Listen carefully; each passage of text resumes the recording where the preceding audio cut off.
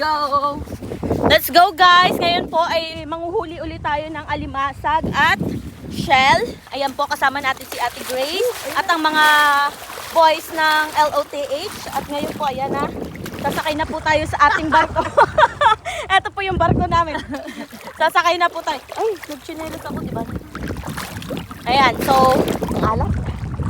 Lalakad po tayo. Pupunta tayo doon sa kanila. Ayan po. Andun sila guys. Ang dami ditong alimasag. Sobrang dami. Ko pa yung kinakain. Hindi mo yata dinamihan ng suka. Eh, Hindi. ay, damihan mo ang suka. Masarap. Sakit kasi ang tiyan ko. Ayan po, andyan sila. Ayan Hello guys. mga kamadam, welcome to her vlog. Kami ay mga panggulo lang, nangunguli kami ng Ng mga Kabide. shell. Nasaan na si Ate Jeline? Ayan po. Ayan. Patry niyo si Kuya Randolph. Huwag kang sisigaw, Kuya Randall. Sarap yung shells, ha? Oo nga. nga. Mahuli ka dito lang yun.